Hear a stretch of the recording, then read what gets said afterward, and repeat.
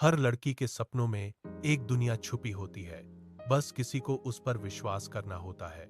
धूल से भरी पगडंडियां, टूटी छतों वाले घर और दूर तक फैली खामोशी, यह था झारखंड के एक छोटे से गांव भीमरायपुर का सच। यहाँ सपने भी छोटे थे, क्योंकि उन्हें देखने की आदत ही नहीं थी। लेकिन उसी गांव में एक लड़की थी, सीमा। उसकी आंखों में वो चमक थी जो इस गांव में किसी और के पास नहीं थी। सीमा पढ़ना चाहती थी, बहुत पढ़ना चाहती थी, पर गांव में एक ही सरकारी स्कूल था जहां किताबों से ज्यादा खाली बेंच थीं। टीचर कभी आते, कभी नहीं, और जो किताबें थीं वो भी आधी फटी हुई, अधूरी। एक दिन जब सीमा स्कूल पहुंची तो उसने देखा एक छोटा बच्चा जमीन पर बैठा मिट्टी में अक्षर लिख रहा था। वो पास गई और पूछा, किताब क्यों नहीं है तुम्हारे पास?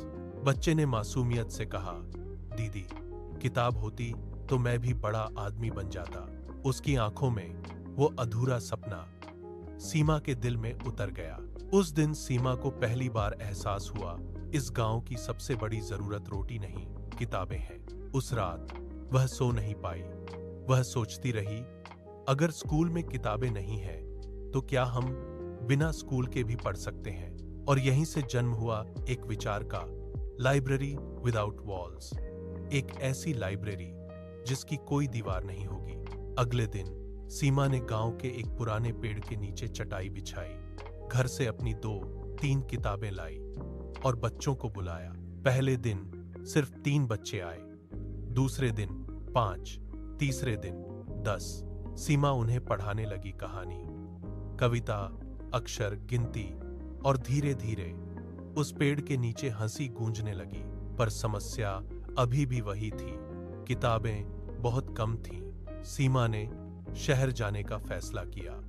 वह बस में बैठकर पास के शहर पहुंची, पुरानी किताबों की दुकानों में गई, स्कूलों में गई, लोगों से मिली।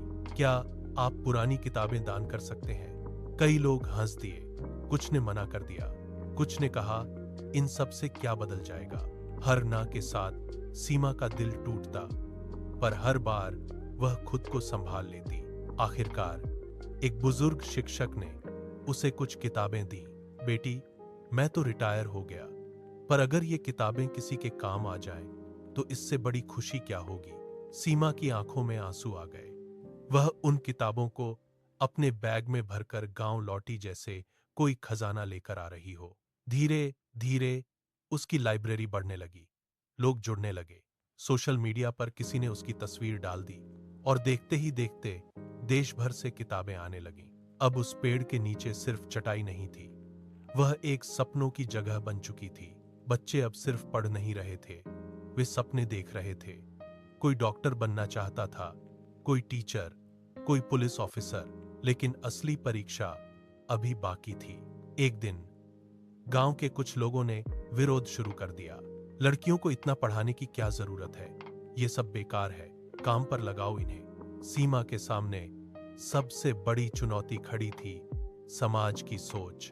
वह डरी, टूटी, पर रुकी नहीं।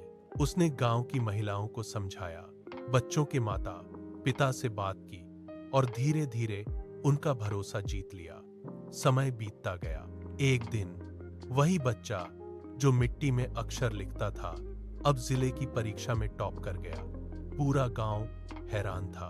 उस दिन लोग खुद उस पेड़ के नीचे आए और पहली बार उन्होंने तालियां बजाईं। कुछ सालों बाद भीमरायपुर बदल चुका था। वहां अब एक पक्की बिल्डिंग खड़ी थी, लाइब्रेरी विदाउट वॉल्स। लेकिन मजेदार बात यह थी, उसकी दीवारें होने के बावजूद उसकी आत्मा वही थी, खुली, आजाद और सबके लिए। सीमा अब वहां खड़ी थी सैकड़ों बच्चों के बीच, जिनकी आंखों में अब डर नहीं, सपने थे। उसने आसमान की तरफ देखा और धीरे से कहा, जरूरत सिर्फ किताबों की नहीं थी, जरूरत थी किसी के विश्वास की। और उस दिन सीमा ने सिर्फ एक लाइब्रेरी नहीं बनाई थी, उसने एक पूरे गांव की किस्मत लिख दी थी।